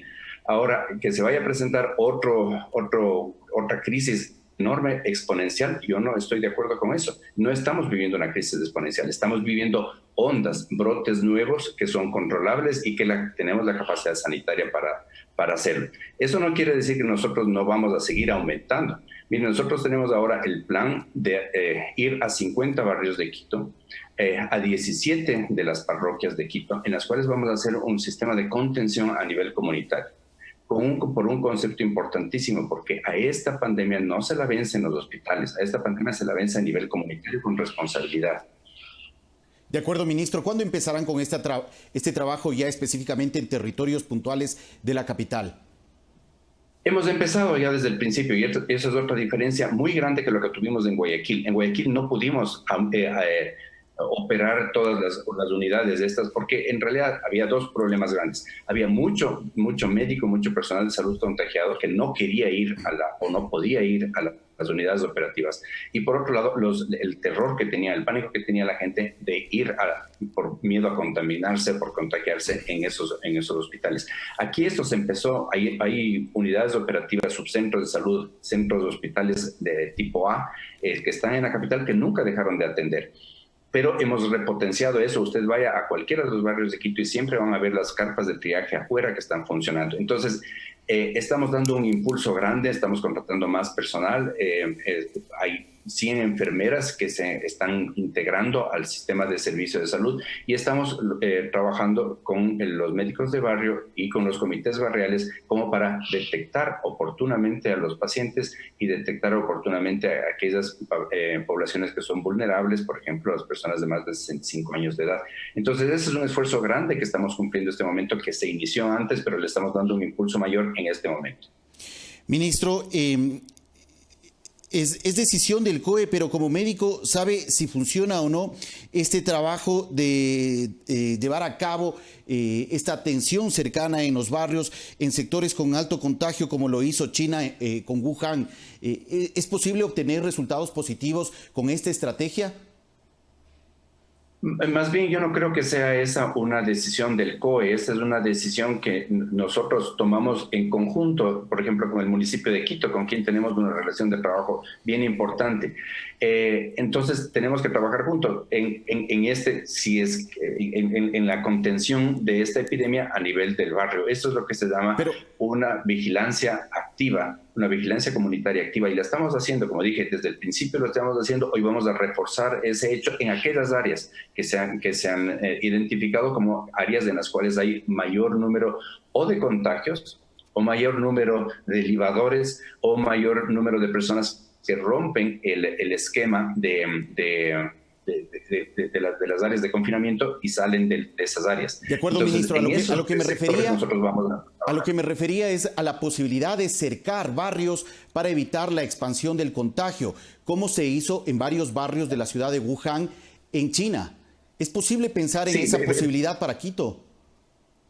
Sí, perdóneme, Fabricio, no entendí bien la pregunta. Sí, tienes razón, esa es una posibilidad. Todas estas medidas son temporales. Las medidas de la semaforización han sido siempre, nosotros hemos dicho muy claramente que son temporales. Si es que hay estos desórdenes, como 83.741 a nivel nacional, de personas que son consideradas como libadores, y hay fiestas clandestinas que no se logran controlar, obviamente vamos a hacer, pero lo vamos a hacer y vamos ahí sí a pedir al COE para intervención de la policía, del gobierno nacional, para que se hagan esos cercos. ¿Es posible hacer eso? Sí es posible, pero es realmente difícil por la interconectividad de los barrios que tienen. ¿Cuál barrio se cierra? Imagínense lo que sería cerrar, por ejemplo, el centro de la ciudad, o sectores de Chilibulo Norte, por ejemplo, o sectores de la Ecuatoriana. Es bien importante más bien persuadir, decir a las personas, mire, solicitar a las personas, por favor, no hagan fiestas, no liben en las calles, mantengan la distancia y todo el resto de medidas que son de bioseguridad, que son absolutamente importantes. De acuerdo, ministro. Quisiéramos saber si también hay una estrategia por parte del Ministerio de Salud Pública para atender un tema que es de preocupación ya mundial, el tratamiento post-COVID de las personas que salen de la enfermedad. ¿Hay algún tipo de cuidado especial que deben recibir las personas que se recuperan de la enfermedad? Y puntualmente, ¿el Estado está dando seguimiento a las personas que se han recuperado del virus?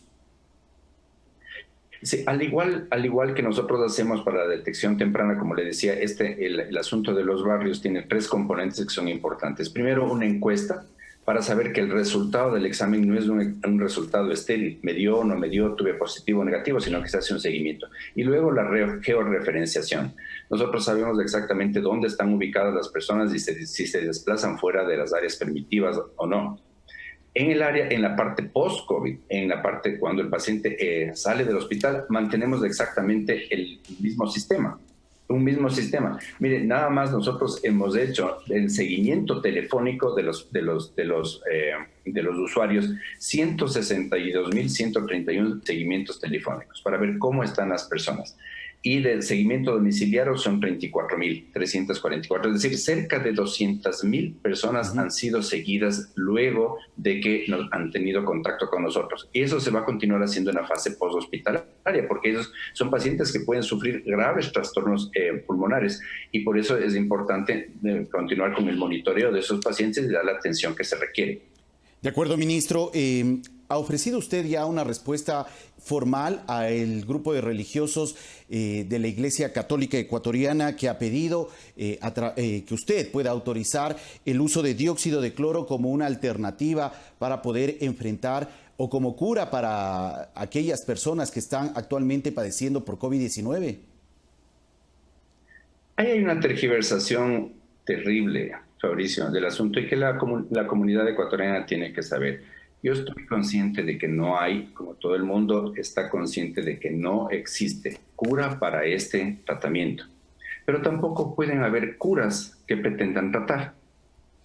El dióxido de cloro es un tóxico.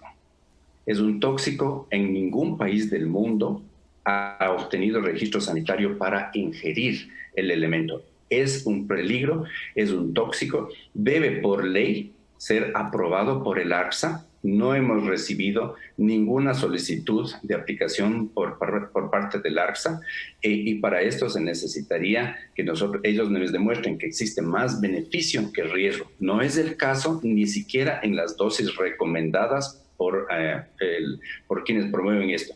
Entonces, para mí, lo de los obispos, y con todo el respeto a la Iglesia Católica y a sus feligreses, es un error enorme, es volver a la Edad Media. Ellos no pueden dictar algo que científicamente está probado a nivel mundial, que no sirve, que es tóxico, que causa daño en las personas, en los seres humanos. Entonces, yo no he hecho una carta formal porque sería volver a la Edad Media. El cura a lo que le corresponde, a dar misa, a asistir a sus feligreses, a escuchar, a hacer promoción de la salud, a hacer promoción social, pero no a dictar qué tratamiento sirve, qué no sirve. No le corresponde. No pretendamos que los médicos demos misa. Veamos las diferencias. Y eventualmente el Ministerio de Salud Pública podría generar una estrategia con ARCSA para tomar una decisión frente al uso indiscriminado en algunos sectores del país del dióxido de cloro.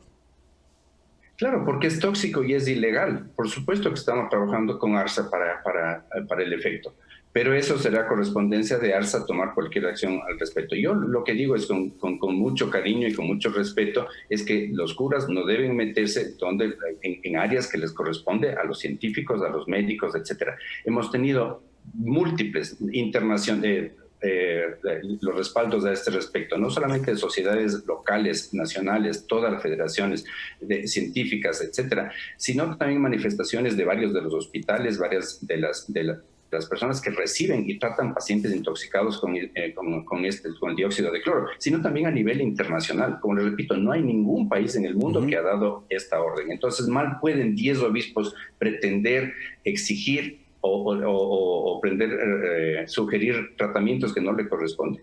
De acuerdo su punto frente a este pedido por parte de los obispos de la Iglesia Católica. ¿Usted cree que se debe prohibir entonces directamente el uso del dióxido de cloro por parte del ARCSA?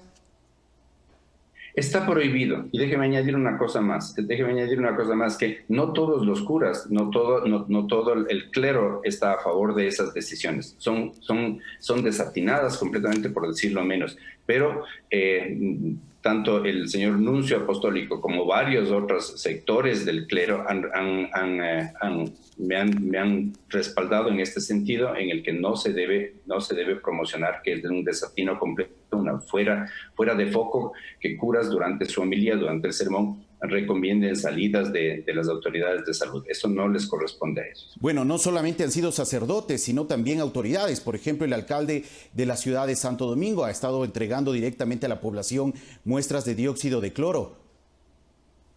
Cobrando, de lo que yo sé, porque se vende el dióxido de cloro. Sé que no es una acción también gratuita del asunto, sino que se ha demostrado que debe hacerse. Pero así sea gratuito el asunto, así sea gratuito, Fabricio, no es correcto, porque no es una sustancia que está autorizada para ser vendida ni para ser distribuida, porque es tóxica para la salud.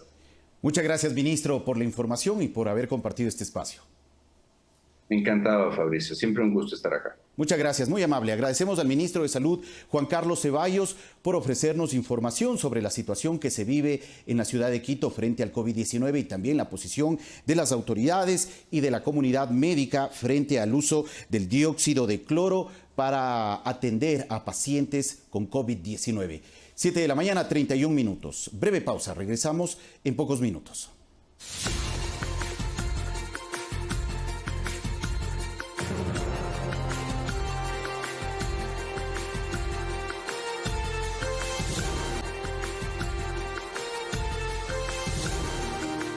7 de la mañana con 33 minutos. Sectores productivos de Galápagos pidieron que se declare a la provincia como zona de desastre económico debido a la paralización del turismo, del cual depende el 80% de su población. El presidente del Consejo de Gobierno del Régimen Especial de Galápagos, Norman Wright, presentó un plan de reactivación. Desde la semana pasada, ciudadanos de las islas pobladas de Galápagos realizan marchas ciudadanas y encuentros con autoridades para plantear soluciones a la situación económica que viven. Dependemos de nuestros trabajos directamente del turismo.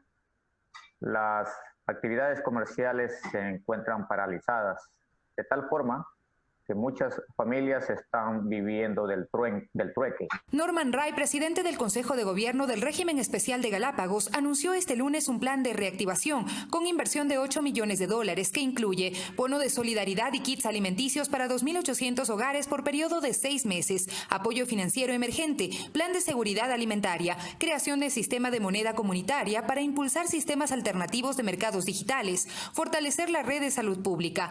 La campaña Galápagos te espera para reactivar el turismo.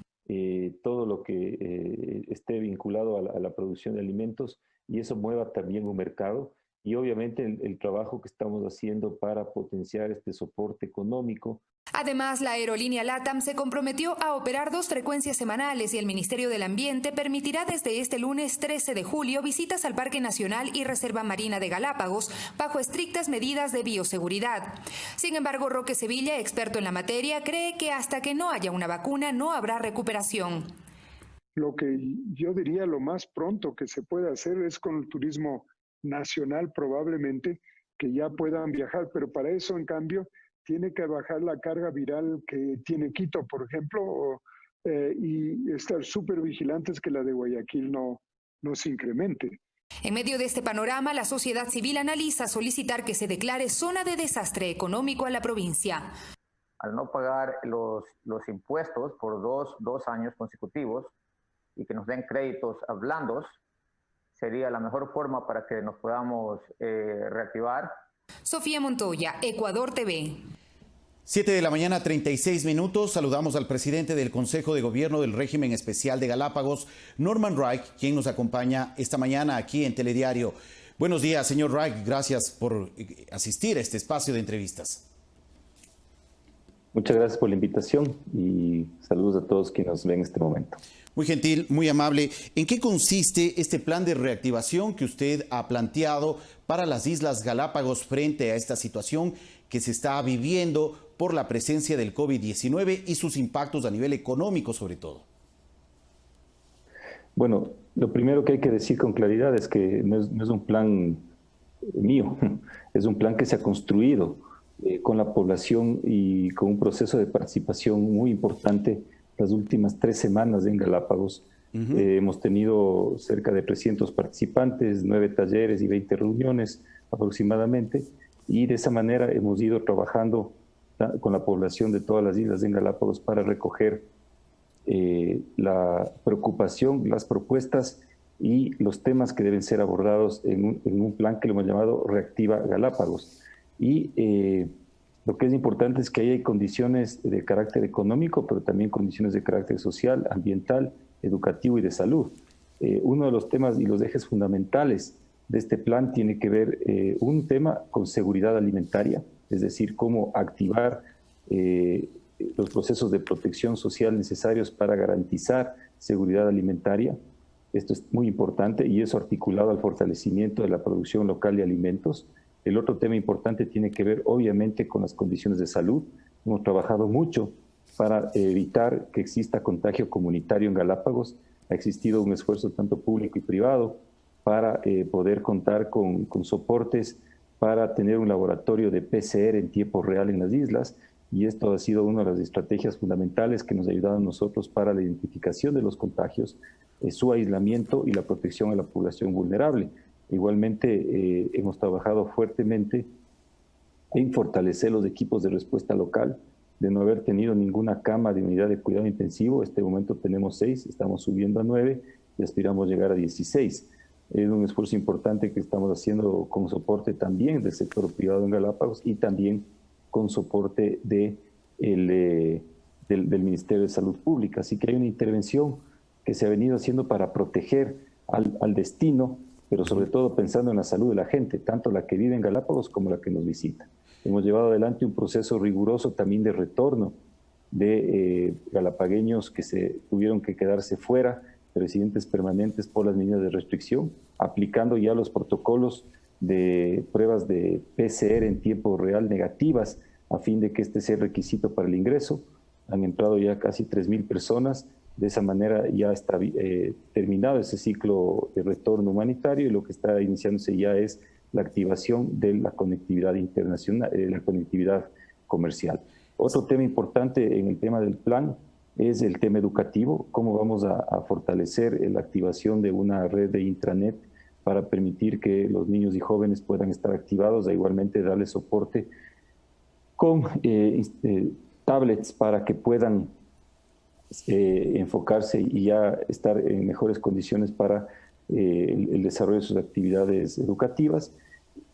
Estos son algunos de los temas que el plan constituye. Otro tema importante, el tema de este soporte económico de protección social a aquellos sectores que no tienen ingresos.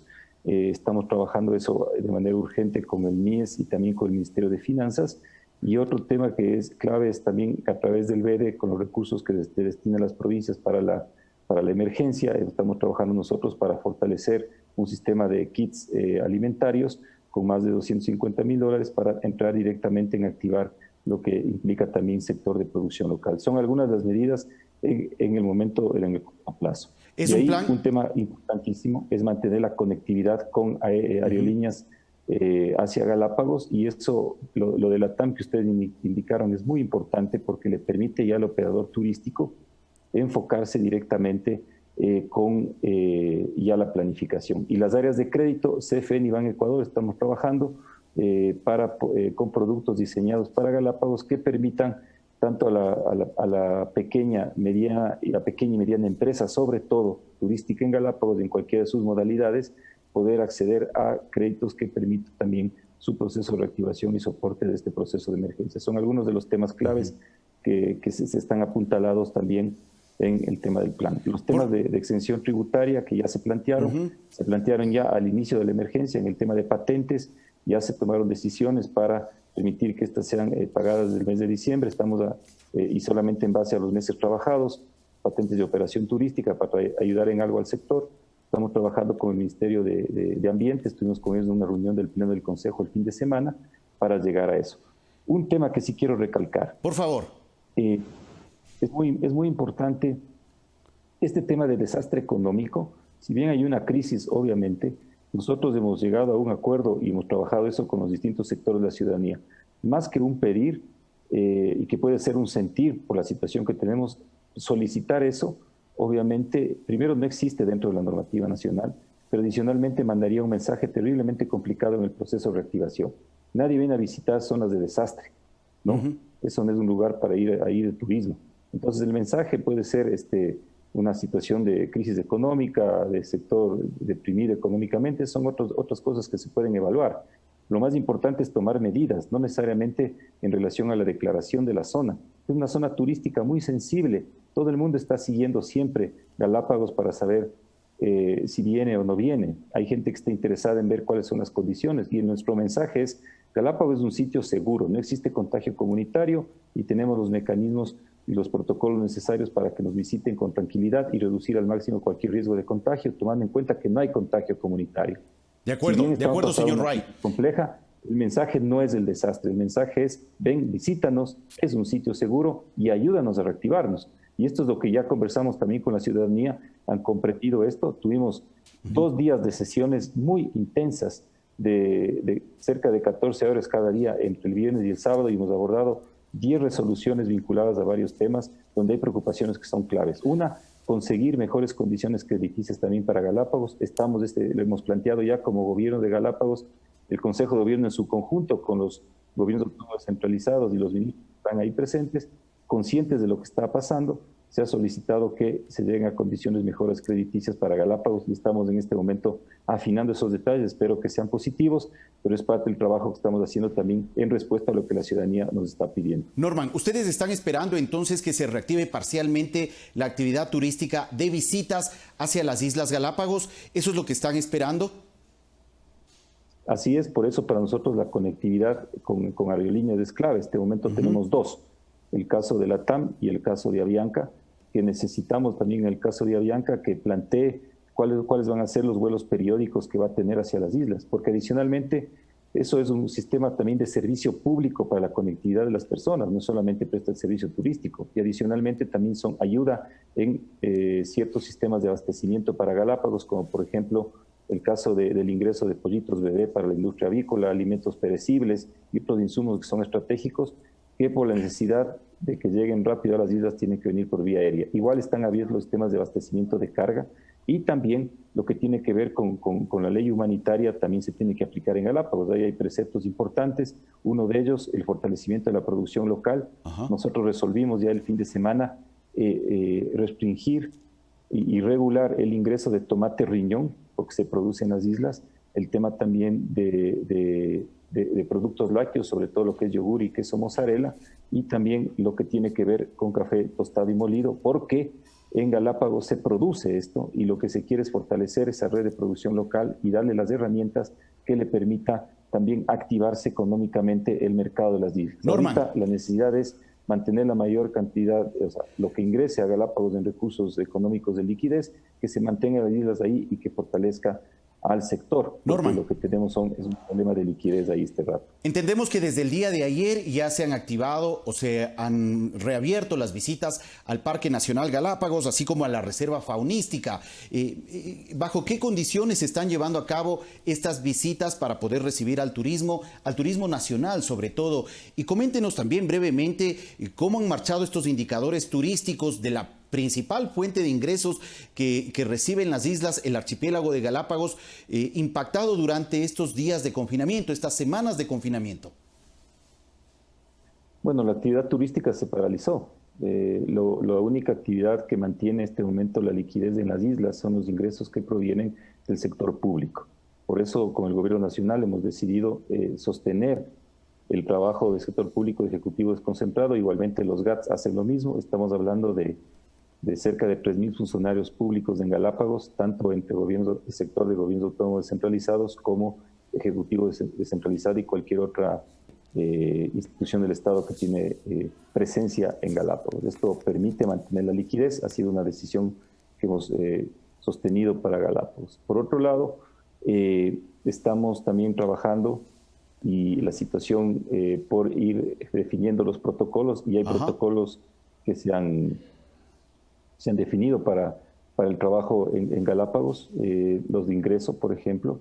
Una de las figuras importantes es mantener la prueba de PCR negativa para el ingreso a las islas, pero adicionalmente también que las visitas a Galápagos sean a través de lo que se llaman grupos organizados y con coordinación directa, obviamente, con toda la operación local para ir generando estas condiciones. El día sábado-domingo llegó la primera turista dentro del proceso de activación, un tema muy interesante.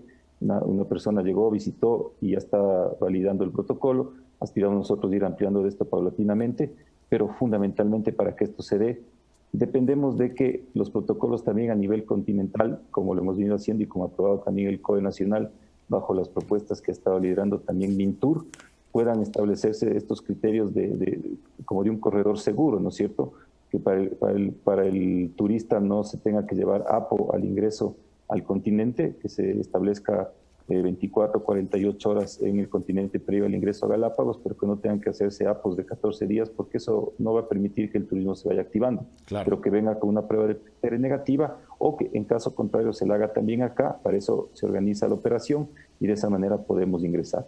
Por eso el corredor seguro es clave y la PCR negativa es fundamental, para evitar que se produzca cualquier situación compleja de contagio y para prevenir tanto la salud de la gente en Galápagos, pero también la salud de quien nos visita. Creo también yo que la activación debe venir en una combinación entre turismo extranjero y turismo nacional. Eso es muy importante, y para eso es también importante las condiciones de salud que se mantengan en ciudades como Quito y Guayaquil y otras en el territorio nacional.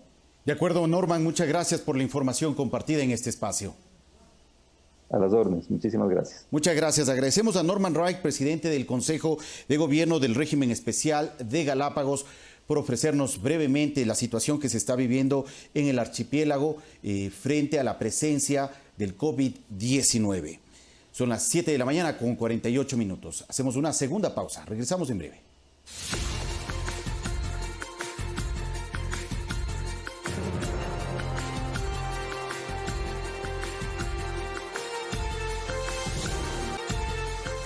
7 de la mañana con 50 minutos y en este momento nos contactamos con nuestra compañera María Elena Vaca, quien se encuentra en el Centro de Salud de Chimbacalle, en el sur de Quito, para informarnos sobre el proceso de capacitación a vigilantes comunitarios para generar alertas de COVID-19 desde los barrios.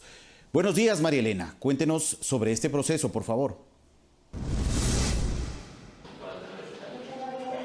Muy buenos días, amigos y compañeros, y también a ustedes, los televidentes que nos sintonizan a través de las señales de Ecuador TV y Gama TV. Me encuentro el día de hoy en el Centro de Salud de Chimbacalle, quien es un tipo de centro de salud tipo C, en donde tienen pacientes con COVID-19. Pero lo interesante el día de hoy, y vamos a conocer, es acerca de este proceso de vigilantes comunitarios. Hasta el momento se ha capacitado a 700 líderes comunitarios que darán la primera alerta en el barrio, en la comunidad, cuando sientan que alguna persona tenga algún caso sospechoso de COVID-19. Y para hablar sobre este proceso, el día de hoy nos acompaña Álvaro Ormaza, quien es director de la Coordinación Zonal número 6 del Ministerio de Salud. Bienvenido, Álvaro. Cuéntanos sobre este proceso de los vigilantes comunitarios. Muchísimas gracias, buenos días. Efectivamente, en Quito, a nivel de todo el Distrito Metropolitano, el Ministerio de Salud ha podido capacitar a casi 700 líderes para que se formen como vigilantes comunitarios, que sean personas con ascendencia en su comunidad, que puedan notificarnos de manera oportuna cualquier rumor, cualquier caso sospechoso, y nosotros como establecimientos de salud podamos abordarlo de inmediato para poder hacer un diagnóstico oportuno, un aislamiento oportuno y sobre todo un seguimiento para evitar complicaciones. Estos líderes son personas de comités locales, comités barriales, ligas barriales de deportes, condominios, asociaciones que tienen la finalidad de hacer un monitoreo constante, notificar al establecimiento para abordarlo de manera oportuna. Descartarlo con pruebas o con diagnóstico clínico, pero la idea es poder hacerlo de manera la más oportuna posible. Hasta el momento han recibido ustedes 1.400 alertas de posibles casos en la comunidad. Cuéntame, ¿cómo funciona este proceso? Claro, hay un sistema de comunicación muy directa entre el líder y el responsable de cada establecimiento. Hemos recibido en todo junio, hasta el cerrar junio, 1.400 rumores, de los cuales 700 casos han sido sospechosos. Se ha abordado por el personal médico para hacer el diagnóstico oportuno. Probablemente serían 700 casos que hubiéramos demorado mucho más en encontrar o diagnosticar, y gracias a los vigilantes comunitarios podemos hacerlo de manera más rápida y sobre todo hacer un seguimiento muy cercano para evitar complicaciones, que es lo que nadie quiere. Este es un proceso integral. Están trabajando con algunas instituciones, entre ellas UNICEF. Así es, se firmó un convenio de cooperación mutua entre UNICEF, la Universidad Central del Ecuador y la Coordinación Zonal 9. Por parte de UNICEF hay un apoyo técnico para la garantía de los derechos de las mujeres, adolescentes, niños y neonatos. Por parte de la central van a colaborar con estudiantes de internado y externado para cuando tengamos que hacer trabajo en territorio, toma de muestras. Y por parte de nosotros garantizar el servicio de salud, pero sobre todo fortalecer la vigilancia comunitaria, que es algo que está comprobado que funciona y que nos genera una voz de alerta para una atención inmediata. Álvaro, déjeme contarle un poquito a los amigos televidentes que estamos viendo en este momento.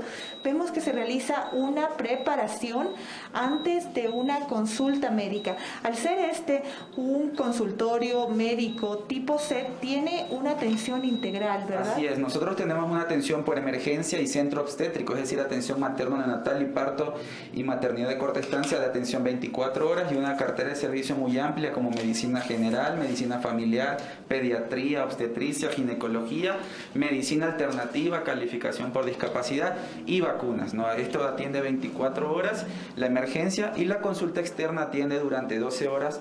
Tenemos pacientes que vienen no solo del sector que corresponde a Chimbacalle, sino también de todo el sur de la ciudad. Y justo están atendiendo a una persona en estado de gestación. Muy buenos días, amiga. ¿Cuál es su nombre? Lisette Orobio. Lisette, ¿cómo le ha parecido la atención en este centro de salud? Pues ahorita muy buena. ¿Es una atención integral? Sí, por supuesto que sí. ¿Y se cumplen con todas las normas de bioseguridad para su estado de gestación? Sí, hasta ahorita sí, todo muy bien, gracias. Y como les contaba, en este proceso de capacitación se ha coordinado este proceso con 700 líderes barriales de las comunidades de Pichincha, sobre todo en Quito. Y aquí tenemos a un vigilante comunitario que nos va a contar sobre este proceso. Muy buenos días, bienvenido a Telediario. ¿Cuál es su nombre? Johnson Fernández. Sí, nosotros como vigilantes comunitarios estamos en la capacidad de articular con las diferentes organizaciones, sean sociales, las públicas y algunas entidades privadas que colaboran con nuestro sector, donde nos permite reconocer las actividades o las personas que están incumpliendo las normas sanitarias o presumimos que están en complicaciones respiratorias y son que referimos aquí al centro de salud para que inicien el proceso de seguimiento y puedan llegar a tener resultados y evitar un contagio masivo en la comunidad. Lo importante es el trabajo comunitario con el barrio, con la comunidad, que se conozca sobre este proceso. En este momento, nuestros amigos televidentes miran una atención que se realiza en este centro de salud tipo C. Contarles que aquí también se realizan pruebas rápidas de COVID-19 para conocer sobre esta enfermedad, que es muy importante que trabaje la comunidad. Es un ejercicio también de corresponsabilidad el cuidarnos y ser parte de este proceso ciudadano. Contarles también que este proceso de elaboración de los líderes comunitarios continuará en todo el país. Hasta el momento se registran 68.459 casos confirmados de COVID-19 en todo el país. Y de ellos, 10.681 son solamente en Pichincha. Voy a conversar con el doctor que atiende aquí, que nos cuente un poquito este proceso. Bienvenido a Telediario. ¿Cuál es su nombre? Buenos días, mi nombre es Juan Carlos Buitrago, soy médico del Centro de Salud de Chimbacalle. Al momento el Centro de Salud de Chimbacalle cuenta con una población de 34.180 habitantes. Tenemos un área diferenciada en lo que viene siendo en el área de la emergencia. Tenemos la atención de centro obstétrico, el área de las emergencias y el área de una carpa de COVID. En esta carpa de COVID nosotros al momento tenemos 4 camillas en las cuales diariamente atendemos aproximadamente un total de 20 a 25 sintomáticos respiratorios en los turnos de emergencias de 24 horas que se brindan en este centro de salud. Doctor, ¿y el estado de salud de estas personas con COVID-19 hasta el momento? Al momento tenemos pacientes leves a moderados. El día sábado tenemos la gran satisfacción de haber dado de alta al primer paciente con COVID positivo que estuvo 16 días en nuestra casa de salud. Se envió a su domicilio para completar lo que viene siendo el aislamiento domiciliario obligatorio para completar los 28 días según los lineamientos del Ministerio de Salud Pública. ¿Cuál es la importancia de que el barrio esté unido, que el barrio se proteja y presente estas alertas comunitarias? Es muy importante esto porque nosotros trabajamos en conjunto con la comunidad y siempre y cuando la comunidad tenga la conciencia de poder protegerse, todos nos vamos a proteger como centro de salud, como comunidad, como barrio. Es importante tener en cuenta todos los síntomas, tener en cuenta toda la actividad que ha realizado el Ministerio de Salud Pública por el bien de la comunidad y es importante que los líderes comunitarios nos brinden ese apoyo que diariamente desde el inicio de la pandemia hemos tenido. Hasta el momento, amigos televidentes, en Pichincha se registran 10.681 casos confirmados de COVID-19, siendo Chillogallo el sitio con más casos confirmados con 779. Sigue Guamaní con 614, el Centro Histórico con 465, La Magdalena con 451 casos y Chimbacalle, donde nos encontramos en esta mañana, con 341 casos confirmados. Esta es la información que generamos a esta hora de la mañana desde el Centro de Salud de Chimbacalle. Nosotros volveremos cuando la información lo amerite. Nos quedamos en este punto de la ciudad. No olviden vernos en nuestra edición central a la 1 de la tarde, en donde tendremos todos los detalles. Regresamos a estudios con ustedes, compañeros, y que tengan ustedes muy buenos días. Ok, muchas gracias María Elena Vaca por su reporte desde el sur de la ciudad de Quito. 8 de la mañana en punto. Gracias a todos por acompañarnos. Que tengan un buen día.